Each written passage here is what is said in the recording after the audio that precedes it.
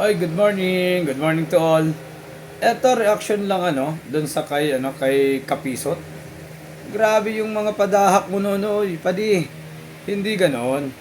Hindi ganoon. Yung mga padahak mo sobre. Sasabihin mo nandun ka, hindi ka pumunta.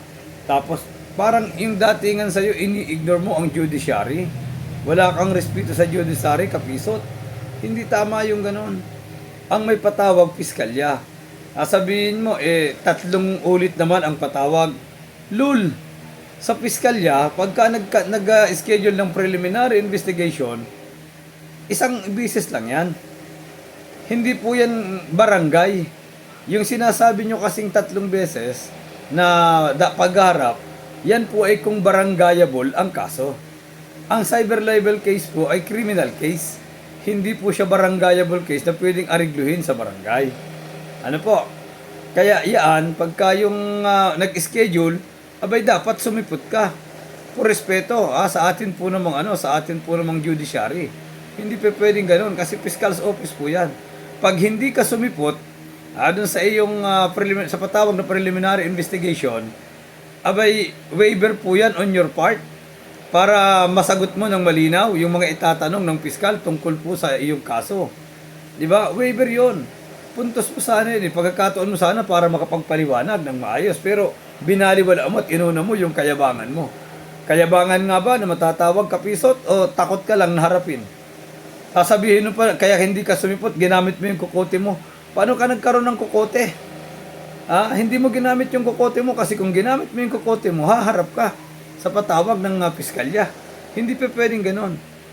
Bakit ko alam? Kasi naranasan na po natin yan. Alam nyo, kapag alam nyo ang proseso po dyan, sasampahan ka ng kaso sa Fiscal's Office, mag-i-issue ng sumpina ang Fiscal's Office at na ikaw at mag-file ng counter affidavit. Kasama po doon sa sumpina na yon na ikaw ay pinapa-attend sa preliminary investigation ng naturang kaso. Ngayon, kung hindi ka po makaka-attend, i-require na lang na ikaw ay mag-file ng counter affidavit. But since na hindi ka pumunta doon sa doon sa preliminary investigation, kakikitaan ka agad ng piskal na parang napaka-unlow profile mo. Diba? Napaka-unlawful mo ng dating mo. Kumbaga, hindi tama. Tapos maririnig pa nila kung ano-ano yung mga palusot mo. Hindi maganda yon. Ngayon, eto. Dahil hindi ka sumipot, magpapile ka ng counter affidavit.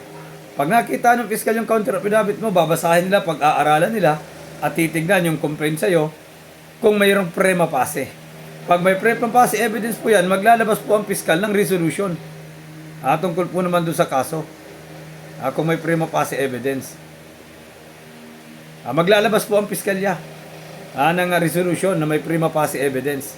Ngayon, kung natanggap mo po yung resolution na yun, pwede ka namang mag-motion for reconsideration. Pwede kang mag-file ng motion for reconsideration. But after na ma-review ulit, at makita nila, mag-i-issue po sila ng decision with finality na kinakailangan na po na magpaabot na ng information ng Fiscal's Office sa atin po namang korte to file a case. At pagka nasa korte na po, lalabasan ka na ng warrant. Kaya yung sinasabi mo na, ipinagmamayabang mo pa andun ako! Andun ako! Hindi lang ako nagpakita kasi ginamit ka yung kakarte ka. Diba?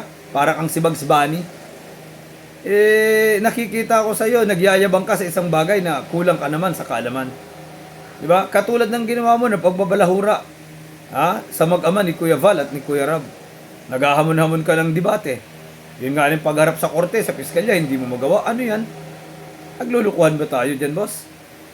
Kung magaling kang magbardagol, alam mo yung cyber libel case, mabuti man lang sana kung yung kinasuhan mo, kung yung nagkaso sa iyo ay politiko. Okay lang kung politiko, pero kahit politiko pa, pag ang korte ang nagpatawag, pag ang piskal ang nagpatawag at ang korte ang nagpatawag, abay, dapat maging, dapat matuto kang rumispeto, dapat sumipot ka. Hindi mo sila pwedeng i-ignore. Kasi isa yan sa pinakamataas na utos. Kahit ano pang ginagawa mo, dapat pumunta ka sa korte. Yung gang nakakulong, pag kinakailangan iharap sa korte, dinadala sa korte. O di ba? Yung ang nasa ospital Kung hindi makakapunta ng korte, kung kinakailangan korte ang pumunta sa kanya, pupuntahan siya ng korte. Pinakamataas na utos yan. Yung sa korte pero binaliwala mo. Kaya hindi ako magtataka na kahit natulungan ka ni Kuya Val, natulungan ka ng Team Kalingap, ganyan na lang kung balahurayin mo sila. Matapos mo silang pakinabangan, di ba? Ganyan yung gagawin mo, pare. Ang binabalahura mo, yung mga taong nakakatulong sa mga taga Camarines Norte, sa mga mahihirap nating kawat, hindi lang sa Camarines Norte. Matagal ko nang kilala si Kuya Val Santos Matubang, matagal na kaming magkasama sa radyo. Kaya alam ko kung papaano nagsimula si Kuya Val Santos Matubang, si Kalingap Val. Hindi yan hindi biro-biro yung kanyang ginagawa, totoong pagtulong. Kung hindi nyo kaya yung ginagawa ni Kuya Val, ay huwag kayong mainggit, huwag nyong siraan. O tanungin kita, si Kuya Val madami nang naipabahay, si Kuya Val maraming naging scholar. Ikaw ba, meron ka na bang naging scholar kahit isa? Kapisot?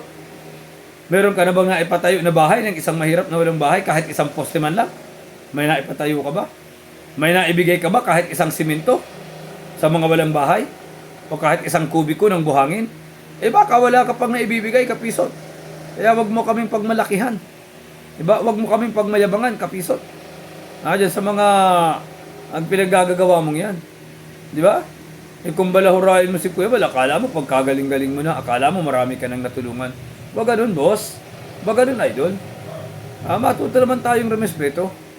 Kung ayaw mo na sa grupo ni Kuya Val, kung ayaw mo na sa grupo ng Kalingap, at hindi mo gusto yung kanilang patakaran, pwede kang lumabas, pero dapat hindi mo naman sila siniraan. Unang-una, yung ginagawa po nila pagtulong sa tao Siguro baka ikaw naiinggit ka kasi merong mga ibang mga Kalingap member na may mga kanya-kanyang love team. Baka naman gusto mong magkaroon ka ng ka-love team. Hindi ka lang nagsabi kay Kalingap Rob.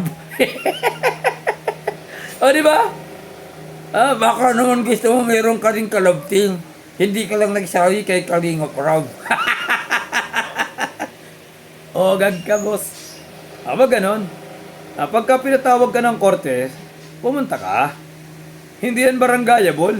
Pagmamayabang mo na may kokote ka, pagmamayabang mo ginamit mo ang isip mo, ginamit mo ang kokote mo, alam mo yung ginagawa mo, hindi mo alam.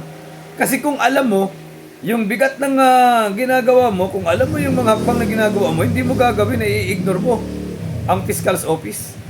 Hindi mo gagawin na i-ignore mo ng patawag ng korte. Pambihira ka naman. Ng piskal, hindi pala korte, ng piskal. Abangan mo na lang yung mga susunod na araw. Sa mga susunod na linggo. Baka warrant na yung dumating sa'yo. Aabangan ko yun. At kung magkakaroon ka ng warrant, bagay yun. Bagay yun sa mga taong di marunong tumanaw ng utang na loob na tulad mo. Magandang morning. Sa mga subscriber po natin, maraming salamat. At dun sa iba na mga tutulong pa, na mga na hindi pa nakaka-subscribe, subscribe nyo na po itong channel ko. Sa lahat po ng mga member ng Team Kalingap at ng One Kalingap family, pasubscribe po ng aking YT, ng aking YouTube channel. At hindi po natin nahayaan na may mga tao na mambabalahura sa Team Kalingap. Ang ginagawa lang naman po ng team na ito ay tumulong sa mga taong nangangailangan. Nakita po natin yan at nung nakaraang araw lang, may tinulungan po kami ni Kuya Val na isang estudyante na nangangailangan ng laptop, binigyan po namin. Doon po mismo sa office namin, sa Boom Radio. Diba? Ako mismo yung nag-abot ng laptop na itinulong namin ni Kuya Val. O ikaw Kapisot, ikaw Beyonce, ikaw Doklat, ikaw yung isa pa comment ng negative kay Kuya Val. Anong naitulong ninyo? Meron na ba? Kung wala pa kayong naitutulong, huwag kayong magmayabang. Diba? At huwag ninyong permisyuhin yung nakakatulong. Yan lang muna po. Good morning sa ating lahat, mga dudes.